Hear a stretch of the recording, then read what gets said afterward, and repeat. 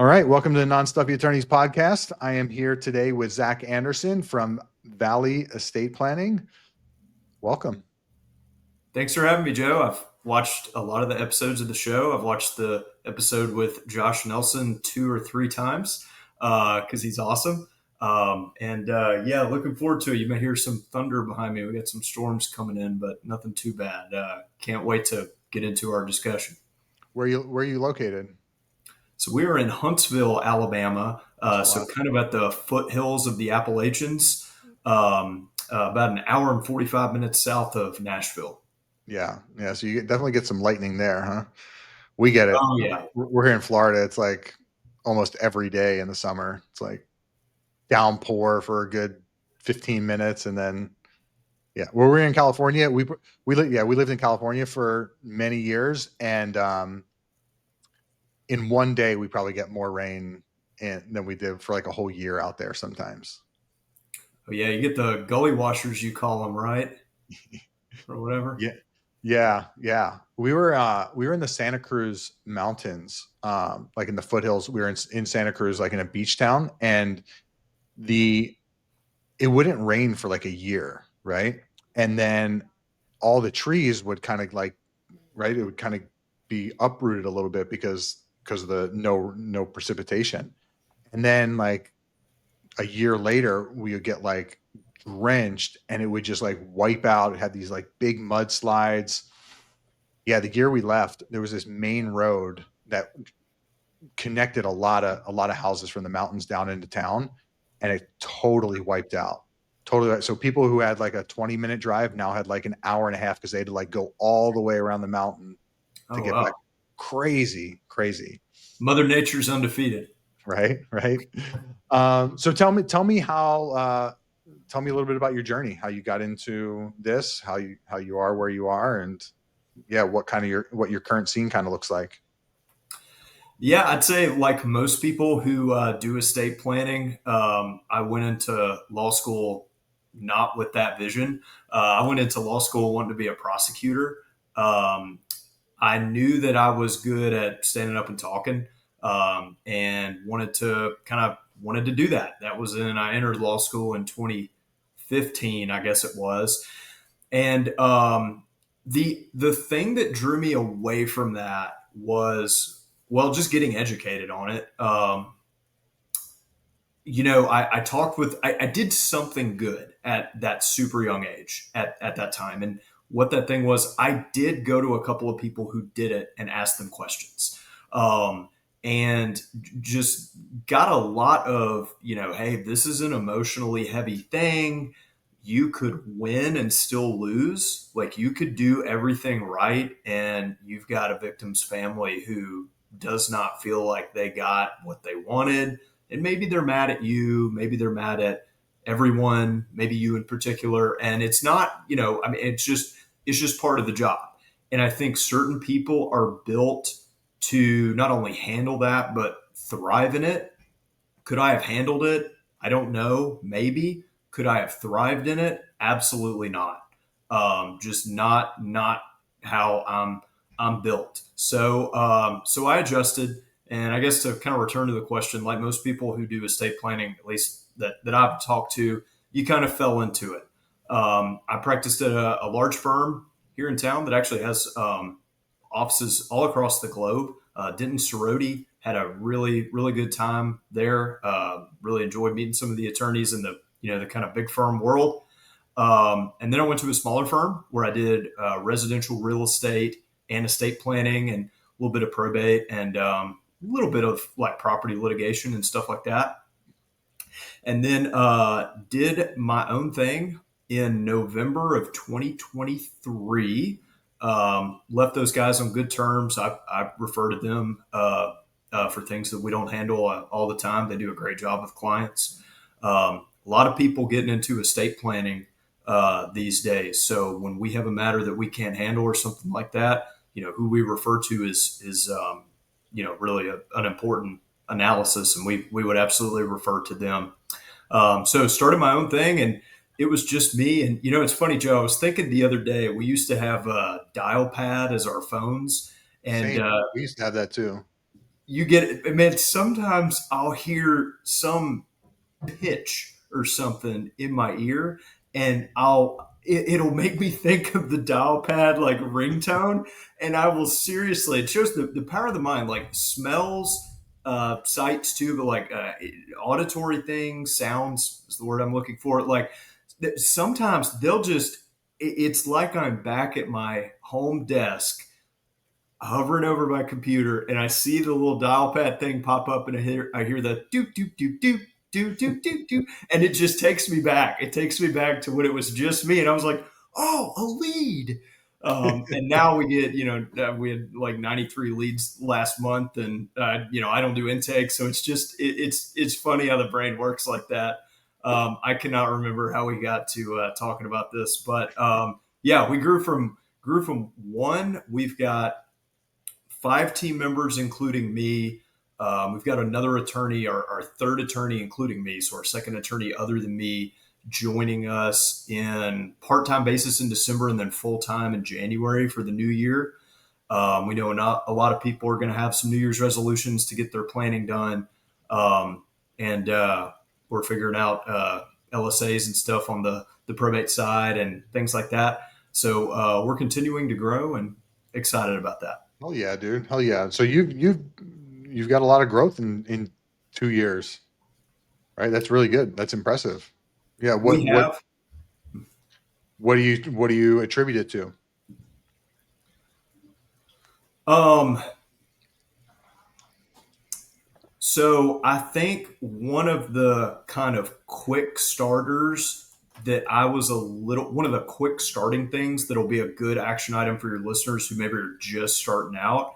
And they look at cause law and they're like, ooh, I'd like to learn from them in some years.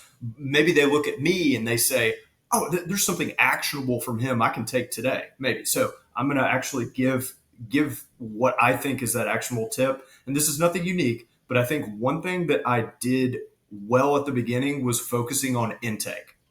And I'm not the first person to focus on intake. And most of our intake strategies come from other people, much like NFL playbooks are copied from someone else. Yep. Um, and I think focusing on intake helped us out a lot at the beginning. There were some other things as well that I'll mention in just a minute. But intake and estate planning is really unique, and it touches everything from hiring to comp for your intake professionals. And you've talked about your unique comp model for your intake professionals on the show and on other places, I think too. But it's just we don't real me and you may not realize how different intake is at estate planning, elder law, and probate. Intake at the doctor's office is like, can you be here at 4? After you get through like 2 AI agents that don't work properly. With us, I mean, it's like a miniature sales call. I mean, it's the first part of a sales call. We don't realize how unique in it because we're uh, I'll say I'm somewhat skilled at it. Compared to the average attorney, I'm more knowledgeable than average on intake. I'd still rate myself probably a 2 out of 10 on it, but we forget how different intake is, especially with estate planning getting more crowded. Not only with, quite frankly, divorce attorneys that are tired of doing family law litigation, that are breaking into it, which is fine if you get trained on it, but also softwares, uh, life insurance professionals. I mean, I get TikTok ads from people who are definitely not authorized to practice law that are doing it, and that's competition, and it is what it is. I'm not complaining. I'm just saying intake is really important in our realm, not only because of the competition, but also because we need to make sure that the people walking through this door know that they're walking in for planning. Paul Yokobitis uses the phrase "planning, not paperwork." I think that's great. He's smartly trademarked that, just like Did he you really? smartly trademarked non-stuffy Yeah. attorneys. So I think that is that's another aspect as well. So I would say the one thing that we probably did decent at out of the gate and didn't have to learn the hard way was intake. Yeah. Yeah. That was the same for us, you know. without even realizing it, because I had come from, I come from sales, and yeah, that first impression you make, right? If you answer the phone like an asshole, right? You have someone answering like a jackass, you're not going to get the sale, right? Or Mhm. you just start out on uneven playing field because of it. And yeah, when we started out, I was doing the intake, right? So I learned that hat. I created it. I turned it over to everyone else. Yeah, man, it is, and competition wise, it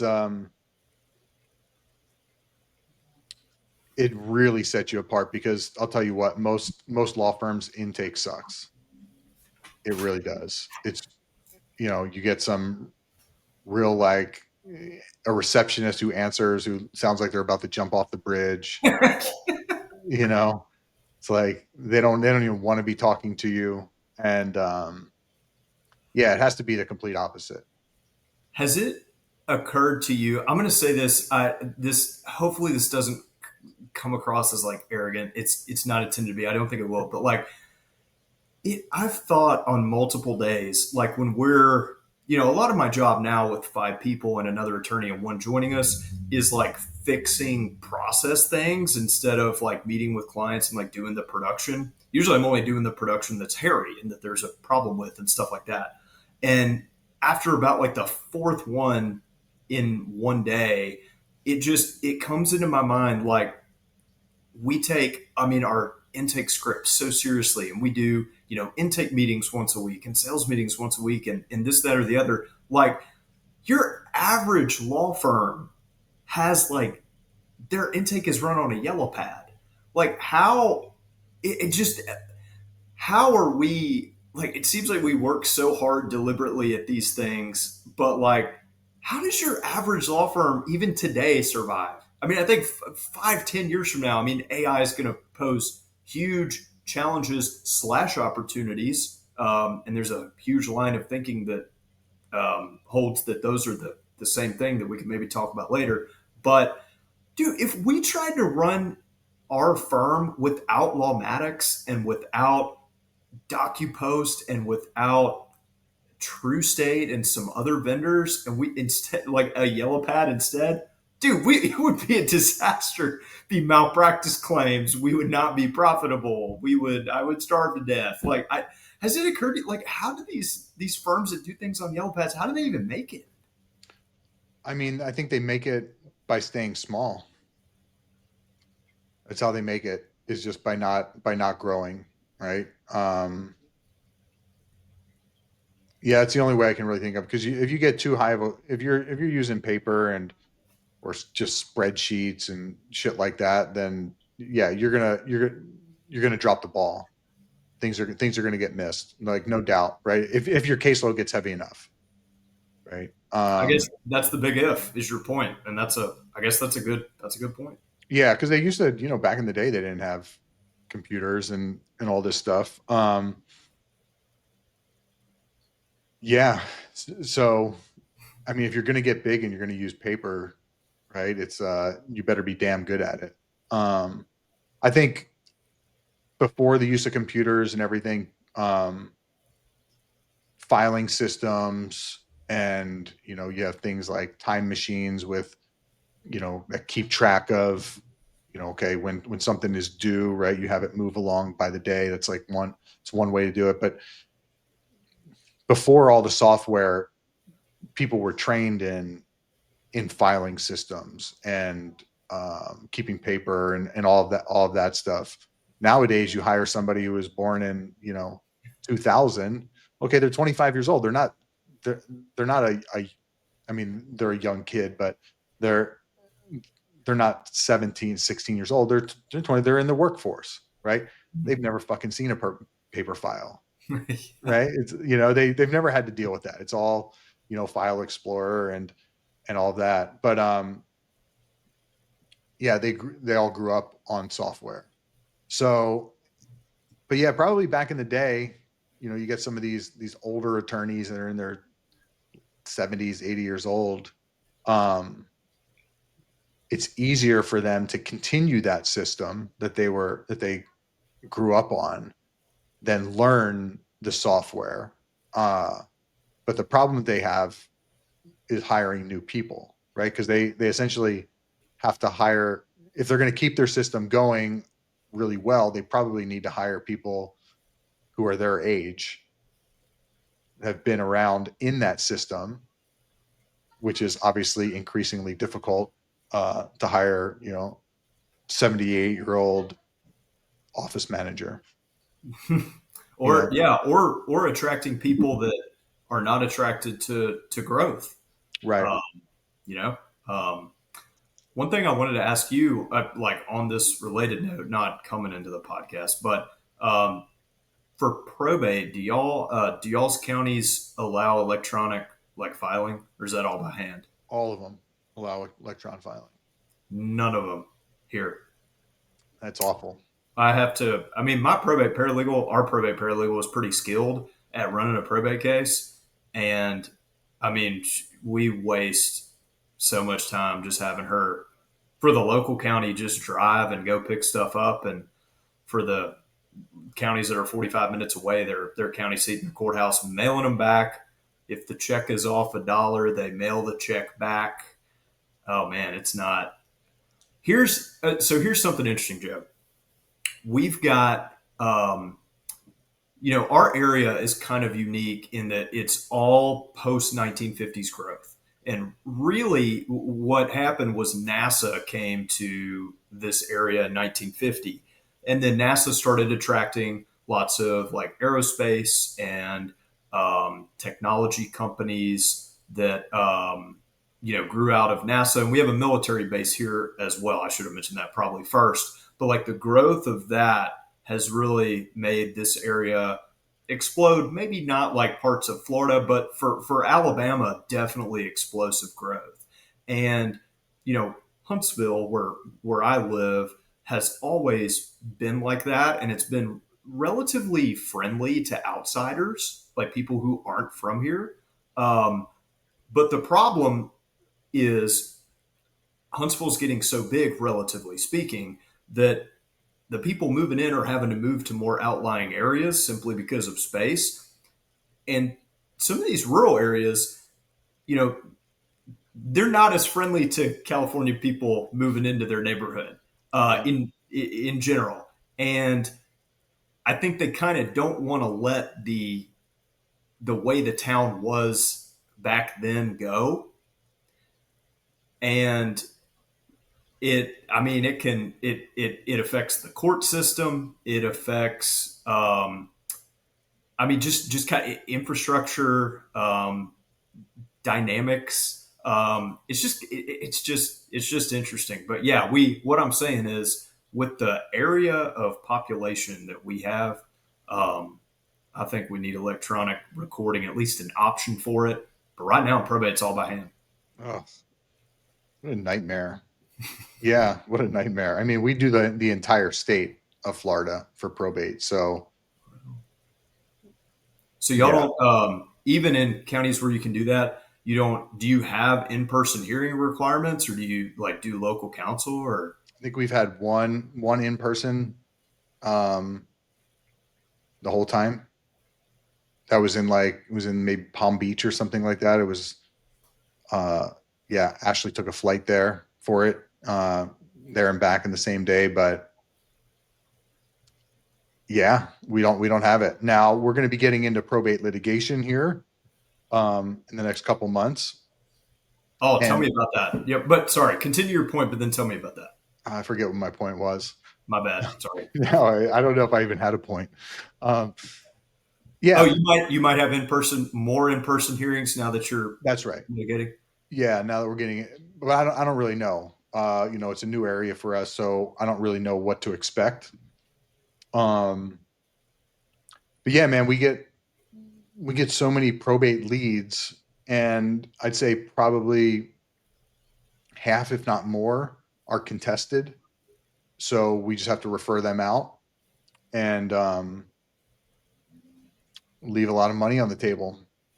Yeah, so we just got an offer. We sent an offer letter to an attorney, and he just signed today. So he's going to be joining here very soon, and then we're going to be doing it. Congrats. First of all, congrats. And secondly, I'm honored to be on a podcast where we're breaking news. So I'm kidding, of course, but Yeah. If you need um, probate litigation, we can do it. Give me a call. heck yeah, heck yeah. Um, the call rail tracking number in the YouTube video Right. description. So tell me, is this, and only disclose what you want to, but like, is this something that, the firm leadership is going to lay out some systems and, plug and play your new attorney? Or is this going to be, hey, we're adding a practice area and we're really good at probate, Medicaid, estate planning.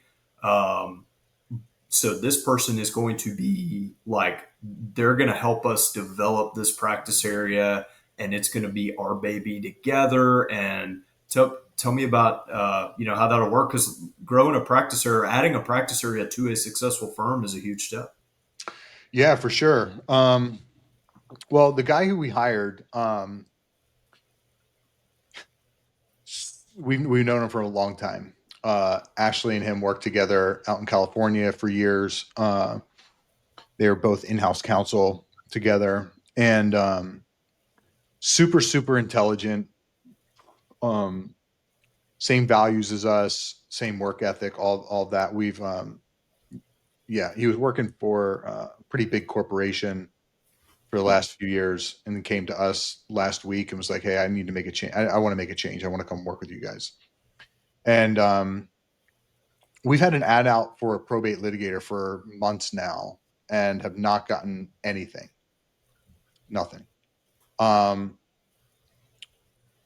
so we've had some litigation cases that we worked on with other attorneys recently. So we've gotten a little bit of a grasp on what it entails. And the guy that we hired, he doesn't know anything about estate planning, probate, let alone probate litigation. He knows nothing. Okay, he's very well versed in business and international international business stuff. Yeah, he's got a bunch of degrees. He's just super super intelligent. So we're going to be training him on all of it, and then we're like, hey dude, you need to start this up. You need to learn it. You need to start up the litigation, and we're going to work with outside counsel, right? We'll pay some attorneys like their hourly rate just to like help mentor us a bit. Um, yeah, I don't know how we're going to charge for it. I was going to ask. Yeah. Yeah, we don't do anything by the hour, and it's a big hourly thing, uh, probate litigation. And most likely, what we're going to do is take an initial retainer, probably 10 or 15 grand, and then we're leaning towards a contingency, right? Like Love that. 30, 40%, something like that. Um, that's most likely what we're going to do. And yeah, his salary is not what he was making at his previous job, right? We couldn't do that, but we can pay. We're going to be, because he's an attorney, we can pay him a commission, right? Right. And because he's going to be leading this practice area, we're going to be giving him a percentage of the actual litigation cases. So yeah, he could do. I mean, if we just do the same as the revenue that we bring in for just transactional probates, he'll be making a lot of money. Heck yeah. And I Yeah, knew you would design a system that would work for him and you and, have that growth aspect. And I'm sure there's more nuances to it there as well. Yeah, I totally get, like, especially with LSAs, you're the marketing expert. I'm not, but it's maybe impossible, if not very difficult, to tell Google LSAs to be like, only send me non-contested probates. So like, yeah, like I think every planning firm sends those out. And it's kind of like what we were talking about earlier. Like, if that's just what you've always done and you at least don't really think about doing anything different, then you'll just keep doing that. We've at least thought about it. That's a no for us for now. But you guys have thought about it and you're taking action, and that's why you're where you're at. Um, Yeah. Yeah, what, this is kind of this has been a little bit, we met last night with the attorney who, signed the offer letter today. And um our vision is to get to 50 million in revenue, yearly revenue. Um we want to do that within 10 years. That's our vision. And the way that we're going to have to do that is by adding other practice areas. mhm. Yeah, we'll absolutely have to add other practice areas. So it kind of just got me excited, little bit excited yesterday thinking about it. And um, yeah, how that can work, and what we need to, what we need to do it. What other practice areas do we want to get into that we find attractive? Finding the right attorneys to man those practice areas. Um, Marketing wise, like what is the low hanging fruit, that type of thing, right? Um, yeah. What I've actually got two questions if you're willing to answer them, and then I am happy to talk. But Go ahead. I think I'll this answer would be a lot anything. of value for the listeners, and I'll just give them both because I'm going to forget one. One, what other practice areas were on the table as far as you were considering adding?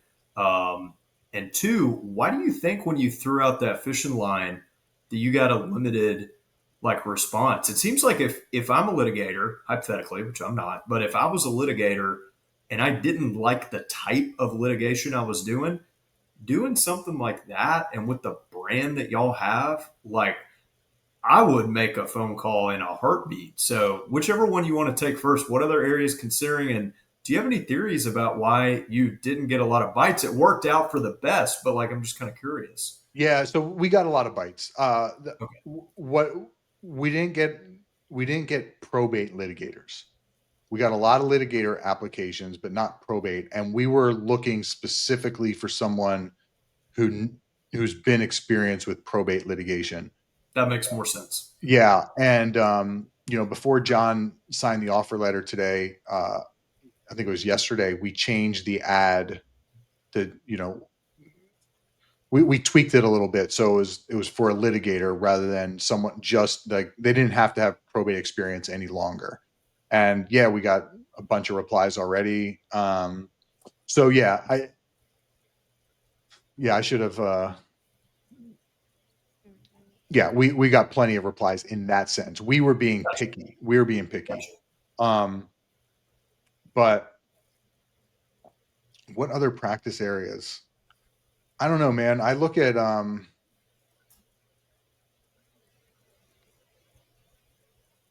maybe medical malpractice. I thought that would be kind of interesting, right? Some jackass doctors who fuck somebody up. Um, Maybe something there. I don't know about personal injury.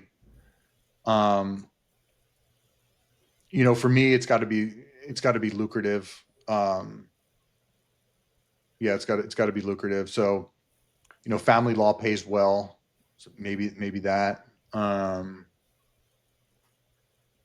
I like contingency stuff. I do like contingency stuff.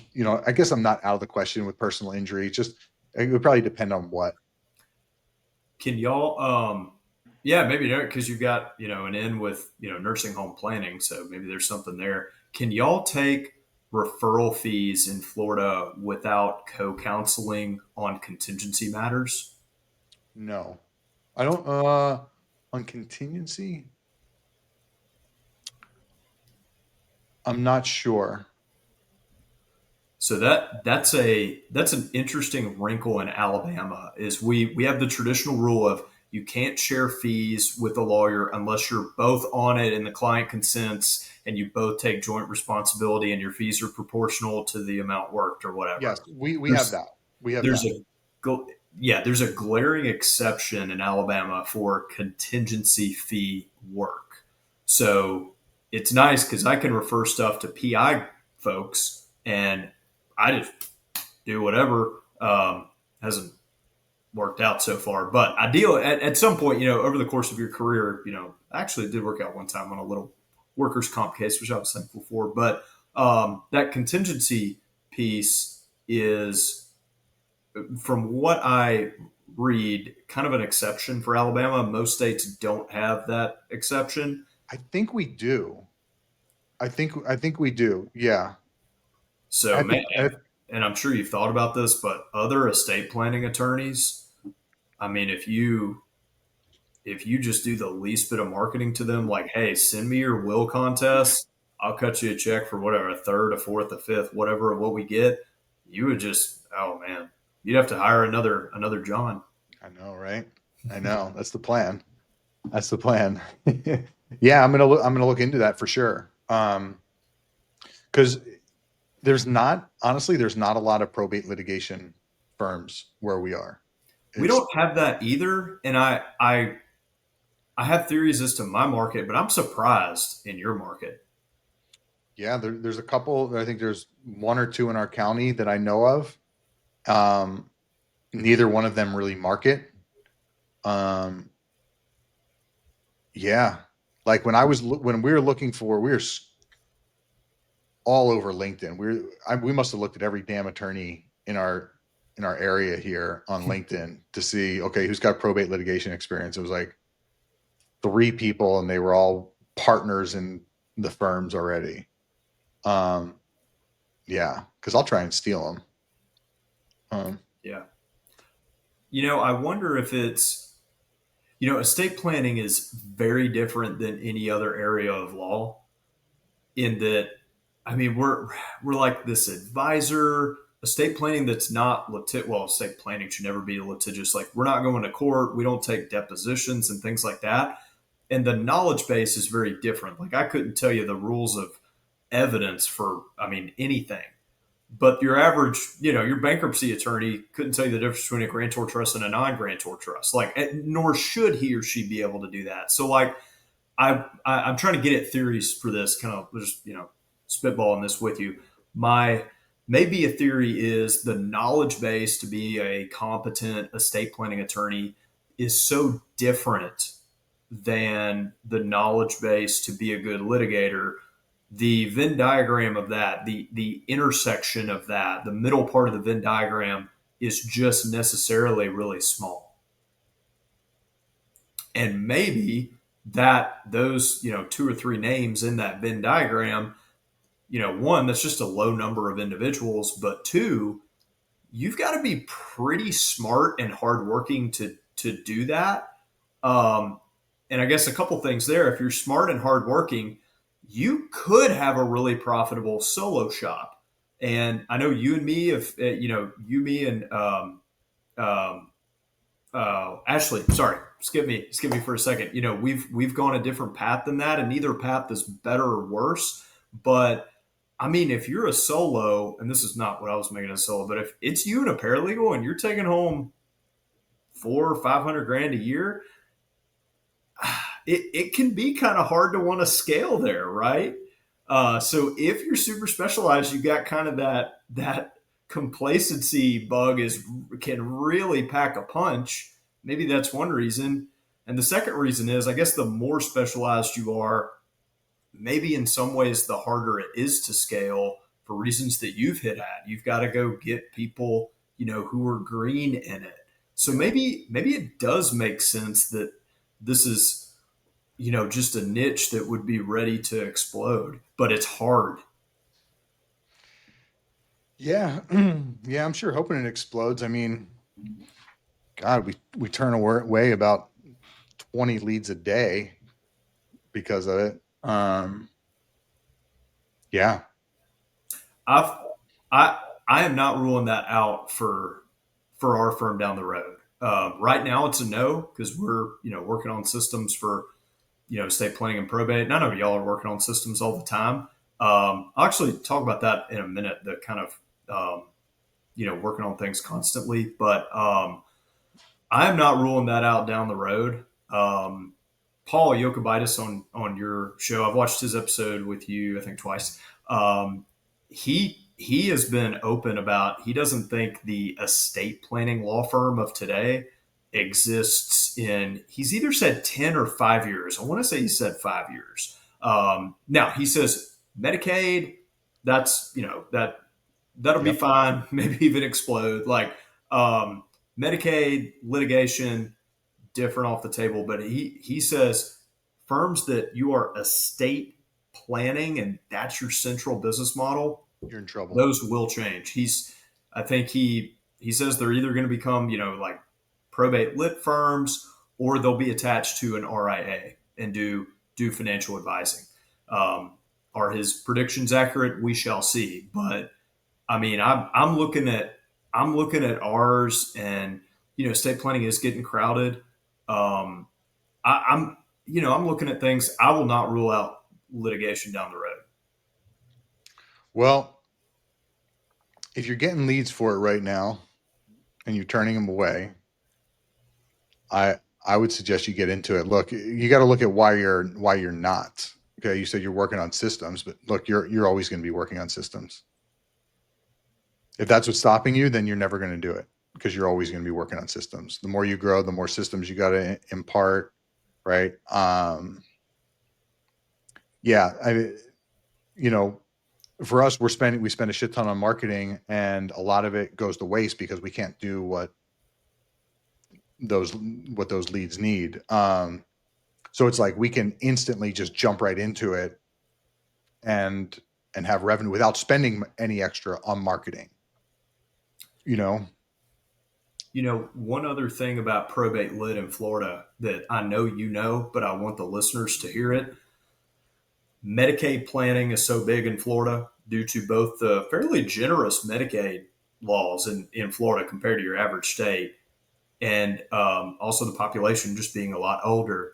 Y'all have to compete with non-attorneys who aren't, regulated in the ways that we are. In some ways, very severely. Um, non-attorneys cannot do probate lit, right? right? Like all day. In fact, most estate planning attorneys do not do probate lit. So that that is huge because and I'll tell you why that popped into my head, because I was going to ask. I know you guys help clients with Medicaid crisis planning and things like that. I was going to ask you, do you feel like you've maxed that out, and take me inside the decision to like go probate lit instead of like doubling down on this or whatnot. But then I sort of I didn't answer my own question, but that made me think about, you don't have to compete with non-attorneys in probate lit. Yeah, I mean, yeah, but non-attorneys they can't do qualified income trust and personal services contracts and that Oh, type of thing. oh, So okay. yeah, so they're there to do applications and shit, but when they run into trouble, it's like they need to tap out and get help from an attorney. So I've always um wondered, yeah, what happens if you have to, if the state crosses the line and you have to apply for a fair hearing? What happens if right. it's a non-attorney? Like, yeah. I don't know what they do. Yeah. Yeah, who knows? Um they probably have people that they refer to. We haven't run into any of them though. Um but we haven't doubled down in, Medicaid.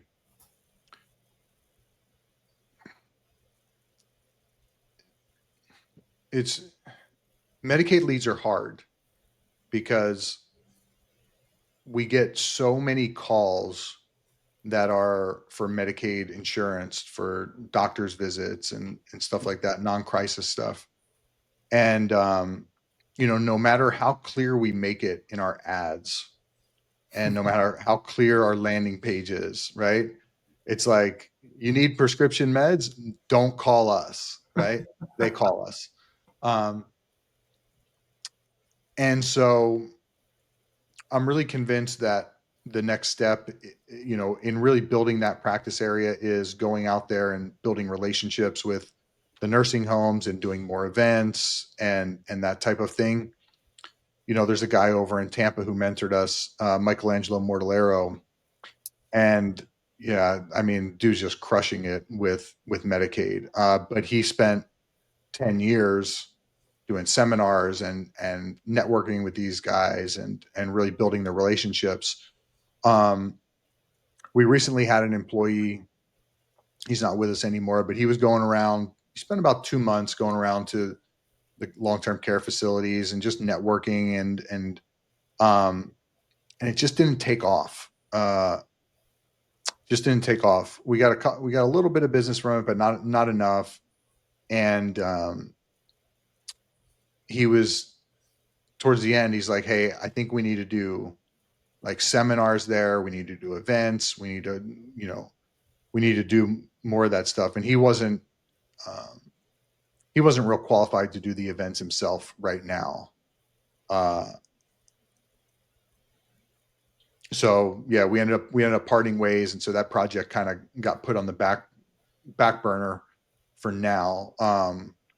We hired a new salesperson. She should be up and running right in about 2 months, and that'll free up Stephanie, who oversees our sales department. Stephanie's well, she's a paralegal of like 20 years, and she knows all the areas like the back of her hand. So she's over all of our revenue, um, and that includes events, seminars, that type of thing. So once we get her off of the sales line, she can start creating more on that, hopefully. Um, yeah, but that's why we haven't really doubled down in in Medicaid. But again, we're getting the leads already, right? We spend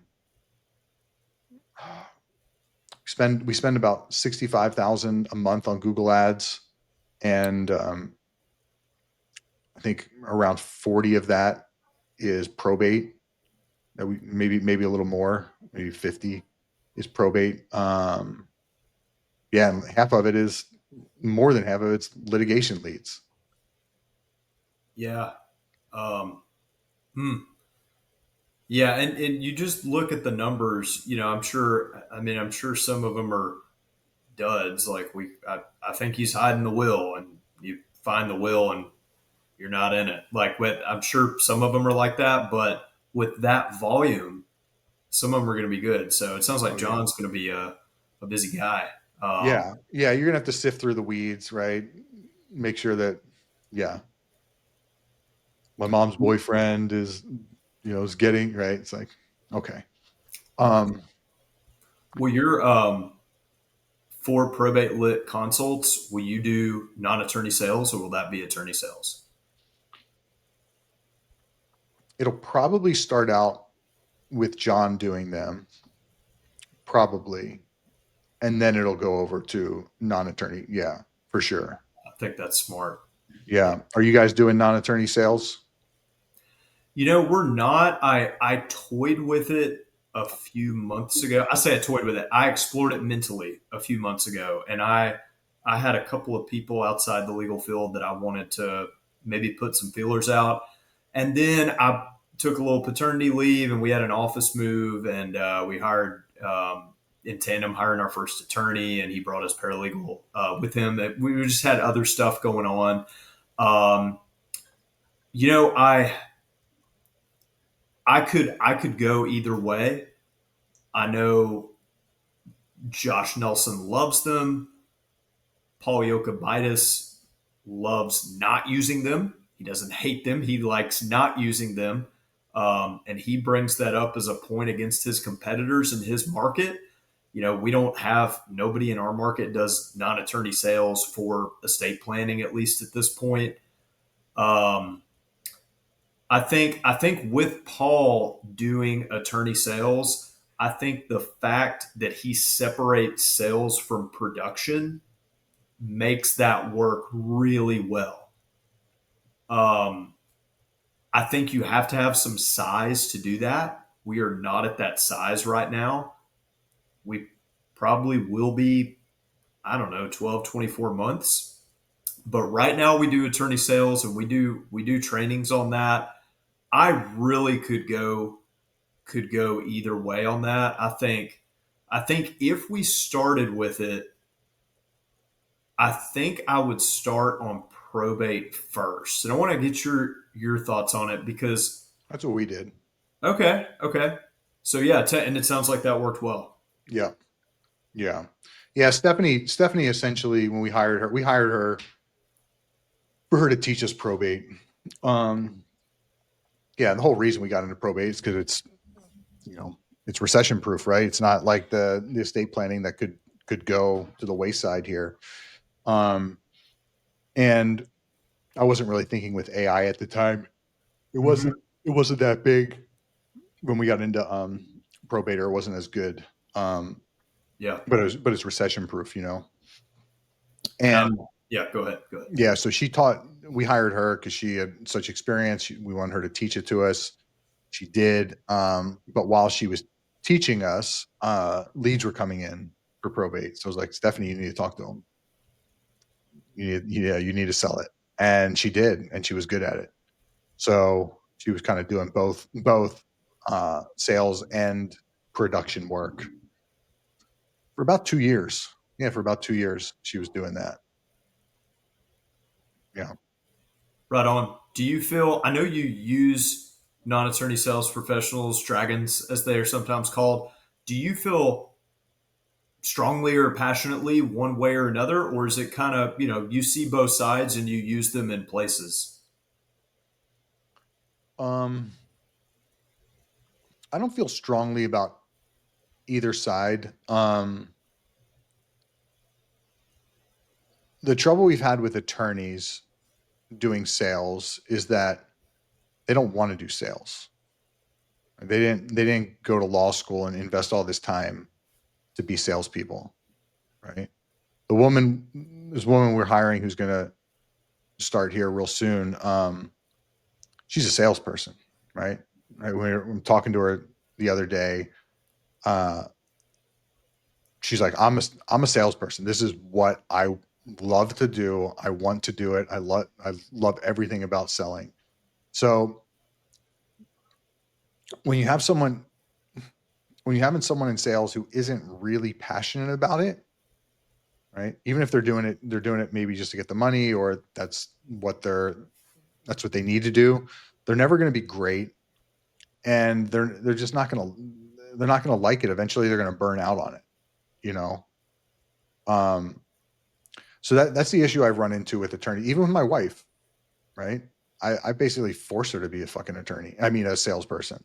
It's like, Hmm. sorry, like you don't want to do that. If you don't want to do sales, go work for another firm. Hmm. Go be an attorney at a firm. Um, and so she begrudgingly learned it and did it really well, but at the same time, she's not. She still does consults here and there for specific, under specific circumstances, but she doesn't love it. She's really good at it. She's really good at it. But if I were to sit her there all day, hey, you need to make 200 calls this week. You need to send out 50 estimates. You need to hit all these requirements. She'd jump off the building. And you think there are people? Well, and I know, but I'll give you a softball question here. There's people who are built for that, Right. and they tend to not be attorneys. From my experience, I mean, sure. Are there attorneys out there who love sales? Probably, Right. right? Right. And Right. if they do, give me a call. Hmm. Right. And they want to come down here and work with me, give me a call. The other thing you're probably going to run into with that as well as pay. Hmm. Um, how much, right? How much base do they need? All that. I have a friend up in New York who just ran into this issue, and they're paying her base is pretty high, right? It was like, I think it was like 150 or something like that, and she wanted more of a base, and she wanted like 25% of everything she closed. Leads were being provided to her, and I'm just like, ugh. It's like, it's not. I told the guy, I said, I said, is she fucking out of her mind? And he's like, well, it sounds like a little. It's just not realistic. Um, So you could run into that a little bit. Yeah, we hired a non-attorney. We hired an attorney salesperson about a year ago, and she literally we were paying her way more than I would have wanted, and she lasted for 3 days. Yeah, 3 days because Was it she hadn't done sales before, and she was like, I want to stop doing legal work. I'm not really loving it. Um, I know I'm good at doing consultations, and so so it sounded everything good? everything sounded good. Yeah, she's like, this is what I want to do. I said, okay, good. She gets here. She's training. She's seeing all of our requirements, right? She's seeing how we run our sales team. She's like, nope, that ain't me. Okay, yeah. So I almost think that if you have an attorney salesperson, that could end up hurting you more in terms of like the client won't be working with the salesperson on the case. If you have a non-attorney sales professional and they're meeting with, Bob and Sally to do estate planning or what have you, and they're clear about, I do this with all our clients. I walk you through your concerns and what's important to you and see if we're a good fit, whatever the good sales script is.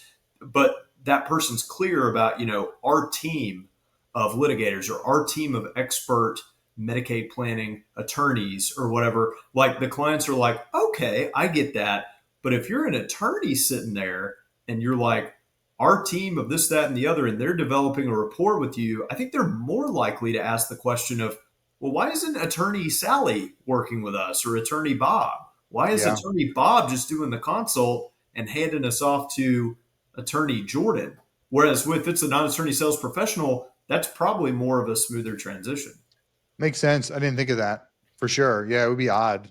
It's like attorney Bob does the sale, and now attorney Bob is nowhere to be found. It's like, what Yeah. the hell's going on here? I hired you, Bob.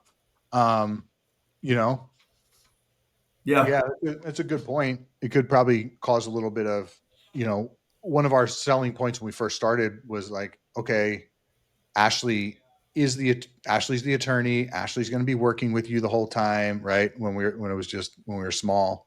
And then as we grew, we had to change that pitch. Oh, we have this amazing team, and this is who you're going to be working with next. And uh, Ashley's overseeing everything, and blah blah blah blah. Yeah, it could be a little bit of an issue for sure. Do y'all also struggle with that at all in seminars? I've heard it said that the seminar presenter, if it's the attorney, especially if it's like the founding attorney or whatever, everybody's going to want to work with Ashley. Um, I've also heard it said, you can work around that. Um, where do y'all? What has y'all's experience been in seminars? Do you even have? Maybe that's why you have the business development professional doing it. Yeah, well, we actually don't do any seminars right now, and we haven't. We've done three. We've only done three, and we literally built out a 500 square foot space to do seminars, and it is just a meeting room right now. Well, you'll fill Um, that. You'll fill that in some way. I know you will. yeah, we'll use postcards to do it. Yeah, I just need to do it. We just need to do it, right? It's on our list of things to do, and it needs to be just scheduled out. Ashley complains about how busy she is. She doesn't have time to do seminars. I just need to put it on our calendar and okay, here's the presentation. Go deliver the presentation. Um, yeah, because I listen to her. We'll never do it. For the record, I have no doubt you would fill the space, but I was referring to like if y'all continue not doing seminars, you would fill that 500 square feet with more team members. Oh, Just for the record, is what I was getting at, which I know you would. What do y'all, on that note, we're struggling a bit with, the firm used to just be me. And, in 2 years, we did a good job and I try and give people a good experience. It's very difficult to when you get a referral, especially when it was just me and a paralegal.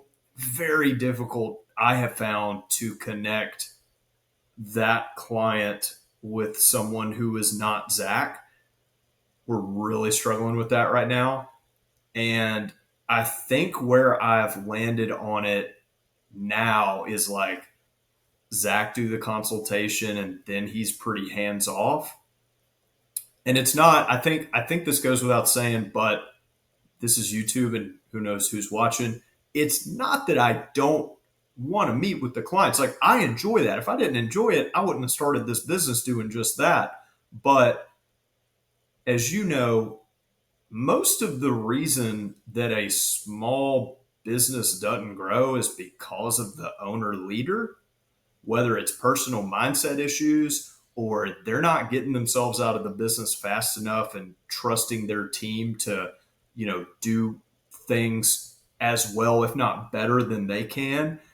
And I'm trying to do that. Like I'm willing to delegate. I'm willing to tell my employees, run ahead, make mistakes. We can fix anything. Like you're not going to get in trouble. Like try new things, go out and do it. You're empowered. I will be here when you fall. We'll fall together. We'll get back up together. I'm willing to do that, but I get sucked back into these referral consults. And every hour is precious. And, I became a dad 4 months ago. Dude, it is a race to get out of here at 5 o'clock so that I can go spend time with her before she's not a baby anymore. Like, it's just so I've got these two really competing interests. And I hate to tell grandma no, like you got to work with our skilled, specialist at this. But like I said, it is a race to get out the door at 5 p.m. So do y'all struggle with that? Is that something that maybe as you've gotten bigger, it's become less of an issue? Yeah, I mean, the more that we spend on marketing, the more, non-referral leads come through, right? And we don't really do anything to try and get referrals. They come, but um, there's such a small percentage of the leads that we do get. Um, Now, are you talking about doing like the initial consult or the legal work? So a little bit of both. Yeah, but I would say both. We do non-attorney signings that we just rolled that out a few months ago. That's gone pretty well. Good.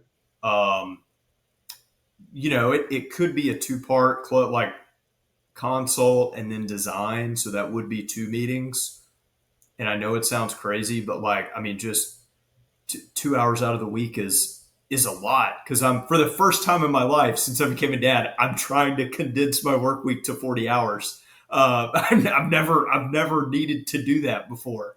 So as crazy as it sounds, like those 2 hours are just precious. They're a killer, yeah. Well, the way we did it was so Ashley would do the consultation. This is when she was doing, sales a lot. Her consultation was like kind of like a design meeting in a sense, right? She was gathering a lot of that information, and then the information she didn't gather, the paralegal would do the rest of the design, right? Meeting. Um, but the plan is already pretty much kind of was designed from the initial consult, and so she wasn't really, yeah, she wasn't having to go back in on it, and we've never done attorney signings. Um, so yeah, her thing would be the initial consultation. Right now, the way it works is non-attorney salesperson closes it, then the attorney and the paralegal meet for the design meeting.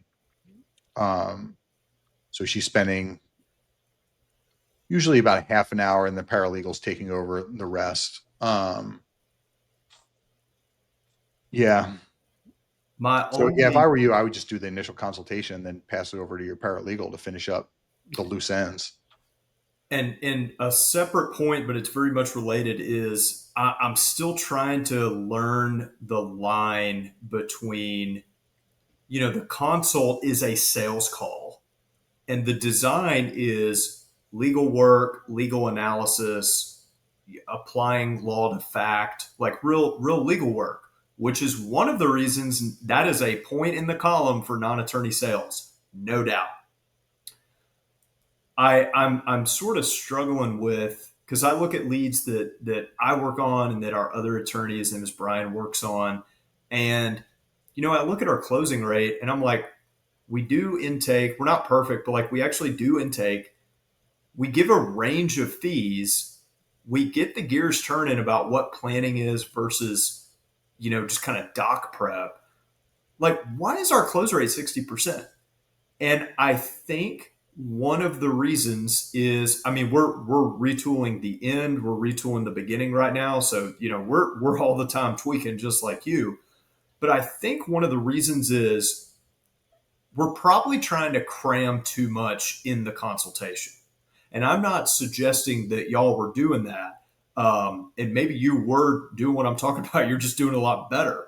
But, we want the clients walking out with clarity, with hope, with almost kind of a transformational, like they just went from a transformation, like from worried, concerned, unknowledgeable to confident, clear. I want these guys to be my planning partner.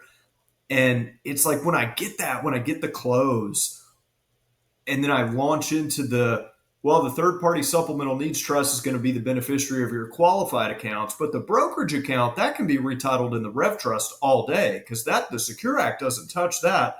There, you know, Yeah. I so definitely a point in the column for non attorney sales. I don't know. We're struggling with that. Yeah, I get it. I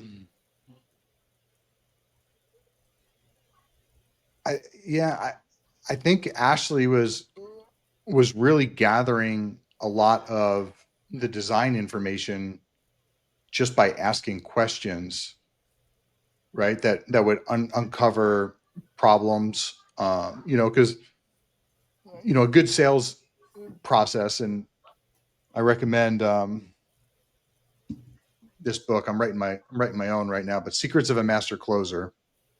Secrets of a Master Closer, fantastic. It's a general sales book for any area, but we actually create a course for it for our sales reps. So they do a course on that book with drills and everything. But I'm writing my own book on the sales process for attorneys, very similar to what he discusses in there, but it's really geared towards law. There's really, there's a step by step process that you go through with sales, and really like the third step is isolating what the problem is. Like, what are Mm, they trying? Like, why are they in your office? Why are they mm, there?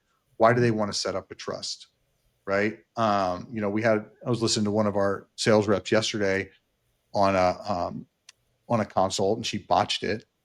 And, he objected with price, and she just didn't handle it well. I said, well, she had told him like the uh, probate legal fees would be around 3% for him, around there. He had a $2 million estate, right? So we're looking at about 60 grand in fees, and our estate plan 6,500.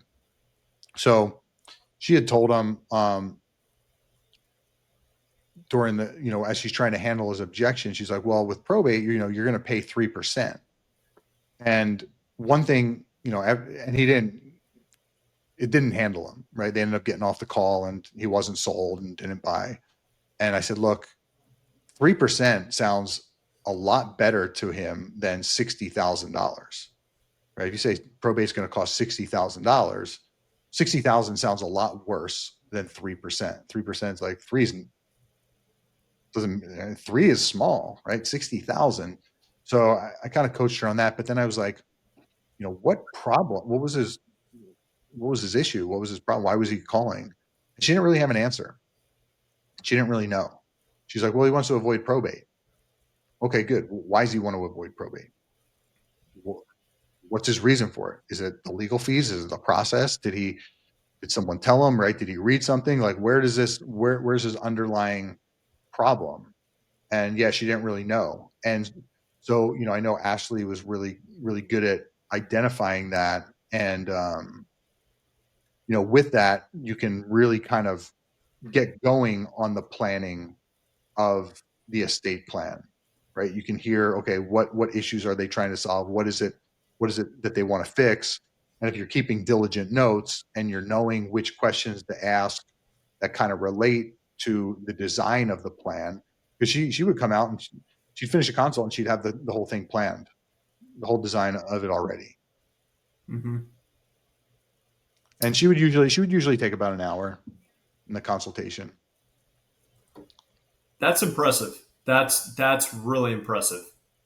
Um, First of all, you just dropped some gold about the isolating the real cause there. I hope listeners pick up on that. That's something that we got to do better on. When you peel that onion back, avoiding probate.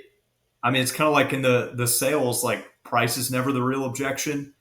I would argue avoiding probate is never the actual goal of the client. And that's just one example, but that's probably the most common. Why do you want to avoid probate? You start digging. They say something like, oh, it'll probably be better for my family. Okay. Start digging a little bit more, start digging a little more. I don't trust my daughter's husband. Boom. Right. We just found the actual pain point. Yep. So Yep. you're right on the money there. Yeah, and it even comes with probate sales too, right? A lot of these people are, they're it can sound greedy to, if you're on enough of those sales calls, you're like, these fucking people are just greedy. They're trying to get assets, right? It's just like money that's not theirs and assets that aren't theirs. And um but they also have a problem that they're trying to solve. And what is that, right? Have they read about probate? Have they tried to start the probate on their own? Have they, right? Like, does it seem overwhelming to them? Like, what is their problem? Okay, they need a probate. Yes, absolutely. They're not getting the fucking assets until they do one. But why are they calling us? What issue about it are they trying to solve? And there's always something there. And it goes for every sales process. It's every sale, right? Why someone buying a car? Why someone buying a new car? Why the Mm-hmm. hell are they there, right? Okay, my car's a piece of shit. It keeps breaking down every week. Okay, makes sense, right? Okay, Mm-hmm. you've had a car for your car's 3 years old. Why are you getting a new car? Well, I think I'm going to look really cool in this one. Okay, why are you trying to look cool? You trying to, oh, I need a girlfriend. Cool, man. This car is fucking awesome. This will get you. Dude, girls will flock to this Corvette. Whatever. You're 100% right. Um, just And yeah, go ahead. yeah, no, it just comes down to identifying the problem and then letting them know you'll solve it, right? Okay, yeah, I have the solution to it. It's often that easy, right? So, or okay, you want to get a girlfriend. Okay, good. This car will do that for you, 100%, right? Mm-hmm. Setting it up too. Okay, cool. If I were able to get you a car that's going to get you girls, would you be interested in that? Yes, I would be interested. Okay, good. Let's go take a look at this one, right? If I could design a plan, we could design a plan for you that's going to make sure that you know your daughter's husband doesn't get any of your assets, right? Especially if they get divorced, right? Would you be interested in that? Yes, I would be interested. Okay, good. This is what we'll do, or we have the plan that'll do that. Good. We solved that problem. Then you're getting them to confront the problem, because a lot of times they're not really confronting it. They're not vocalizing it. And so when you get them and you kind of shove their nose in it, like, hey, this is really why you're here. Okay, $6,000 trust, they'll pay that all day long, right? Make sure that jackass in-law, right, or Mm-hmm. son-in-law doesn't get their money. What you're saying is sales is leadership. Yeah, Yeah, yeah, essentially. yeah, you're right. Well, man, I got a few more minutes. Yeah. Is there anything you wanted to like? I mean, I got other stuff to ask you, but I mean, is there anything you wanted to chat about? I feel like I've kind of taken us down some rabbit holes. Hopefully, not All good. All inappropriately. good. No, man. Ask away. Ask away. What do you got on your list? Oh, y'all are super heavy on probate. Um, do you? I don't want to say, well, that surprised you, but do you do you like that? Would you prefer? Well, I guess I came in asking this question, and then you dropped the bomb that y'all are getting into probate lit. So maybe my list. I tell you what, I got another one for those who are behind you at cause law. They're not at the revenue levels that you're at. Maybe they're where I'm at. Maybe they're ahead of me. Maybe they're just starting out. I'm in an era that it is whack-a-mole. Like everything is always broken. Even though our firm is growing and we're profitable and it's good, I mean, every day is just you fix intake and then sales is something's wrong in sales. You fix something wrong in sales, something's wrong in probate production. You fix something in probate production, we just outgrew our space. And now we're bigger and it's going to be expensive as hell to move. It's not like when it was me and my part time paralegal, we could move for like $500. Like it's just something's always broken. It's whack a mole. What advice would you and Ashley give about being about the journey more than the destination? Because the journey can get hard and it's transformative. I'm already a different person than 2 years ago, without question. And part of that, just to be honest with you, part of that was going through marital counseling before I got married. And part of it was also becoming a dad. It just changes your perspective, changes the amount of time I'm going to spend in the office too, as we've discussed. But I am absolutely not the same person I was 2 years ago, and I won't be the same person I am right now 2 years ago, or 2 years from now. Sorry, Yeah. Yeah. but I am struggling to be just a little vulnerable and honest. The hard days can start to pile up because like the issue, I only deal with hard issues now, right? Whereas when we just started out, I dealt with all the issues, including the easy ones. So, what advice do you have about people behind you enjoying the journey more, reflecting on the journey more? Kind of take that however you would like. Yeah. So uh Grant Cardone, I don't know if you've heard of him, but Oh yeah, yeah. So we know him, but I've read all of his books, and in one of his books, one of the first ones I read, he talks about problems. And basically, if when you're here, you get problems.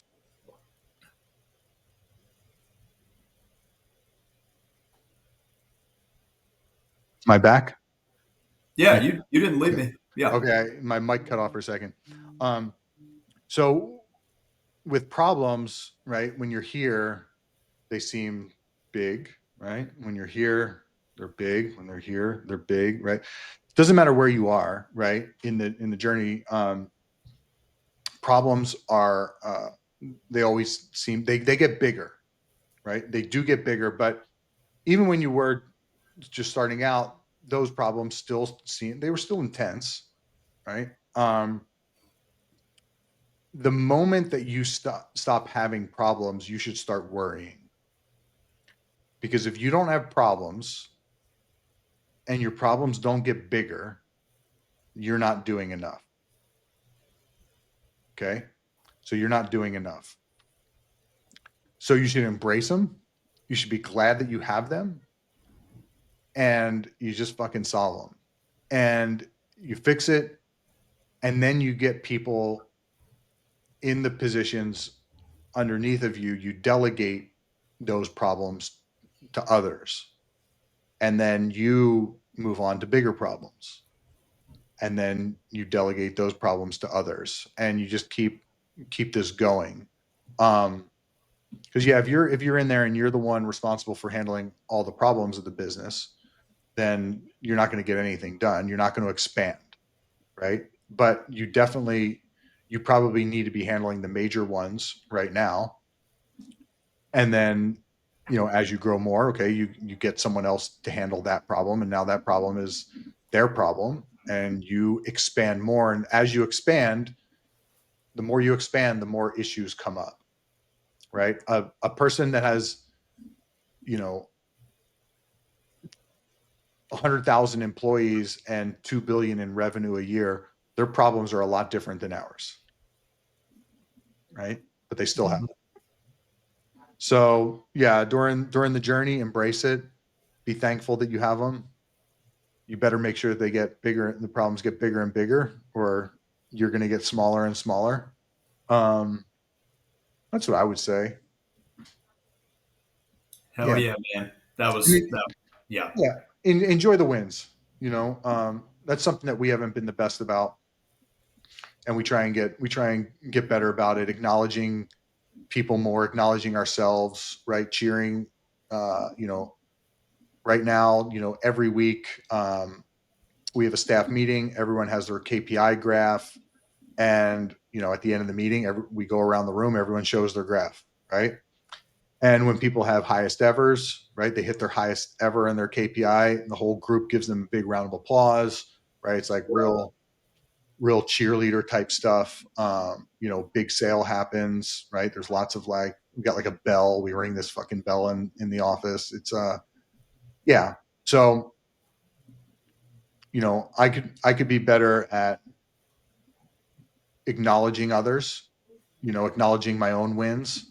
Um, I think that's really important, right? If I were to look back 5 years from now and look at where we are right now, back then, it would be like, holy shit, that's amazing, right? I would be so happy to be where I am right now, but I look at right now and I'm not very satisfied.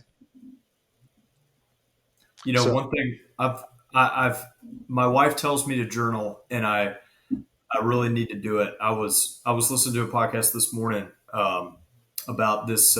Forget who it was. I think he works for Microsoft and is involved in Copilot, their AI program. And he said, when I'm driving home or whatever on the way home, I dictate something, and then he uses Copilot to like put it in a journal for him. So I may try something like that because you're right. If I go back to November 15th of 2023, which was just 2 years ago, and you would have me look at my books now, I mean, I wouldn't have believed it. I would have been like, that's wrong. Like that's literally that is not going to happen. So you're 100% right, Joe. yeah, yeah. Kind of on that point, one thing that Ashley and I do every day, and we actually got this from Grant Cardone as well, is we write down uh, we call them postulates. The postulate is essentially a decision that something's going to happen. Right? It's like,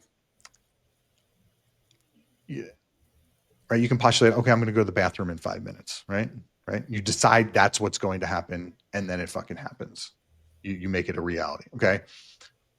And so we write down our postulates every single day, and those are right decisions that things will happen. So we write them in the tense that they've already occurred.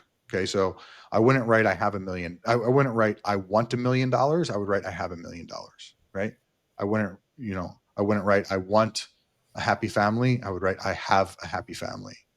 Um, and so we've been doing this for years, and when I look back at some of the things that I had decided was going to happen, most of them have, and we're well on our way to. And some of these are really big things.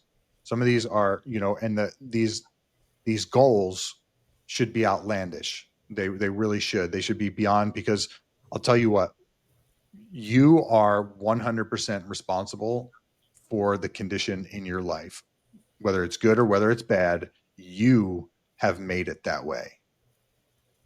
100%. You are fully responsible for the condition you're in. And it's because you decided that it was going to be that way. And it can be positive, it can be negative.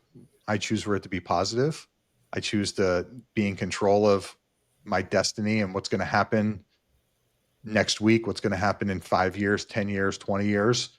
And I'm constantly putting that on, I'm putting it down in the physical universe on a piece of paper, right? Like this is it.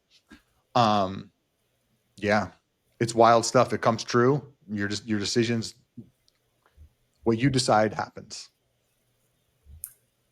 I don't remember who it was, but I want to say it was Michelangelo. I almost Googled it just now, but I didn't think it would be super professional. But I think it was Michelangelo that said, "Our," and I'm going to butcher this, but the point is, our our biggest failures in life are not that we set dreams that are too high, but that we don't set dreams as high as we could have reached. Yeah. Yeah. And he said it a lot more eloquently than that. But I mean, you're right. I mean, as lofty as someone might think having a $50 million law firm is, I'm telling you, 2 years ago, if you showed us our books today, I would think that that is just as lofty. Like literally, not in the universe of possibilities. You might as well have said I had a $50 million law firm. Like totally achievable. You're Right. 100% right. I can't wait to get back together in 2 years. We'll both be cue balls, man. Yeah. Yeah. I have a feeling when we get to 50 million, I'll be like, why the hell didn't I say 200 million? You know? You will. Right. You will. Yeah. Yeah. Cool, Zach. Well, hey man, it's been a pleasure. And I'm really pumped for your success. You are doing the right things. Yeah. Yeah. Well, very well done. Very well done. Thanks for having me on, man. Like I said, I've watched at least 2 episodes at least twice. Love what you got going. Love the brand. Next time we'll talk brand because you guys have it, and that is hard to get. Love the brand. Love to be a part of it. Man, keep doing this podcast in your group. Love it. Best of luck to you, and we'll talk down the road. Awesome, dude. Awesome. All right.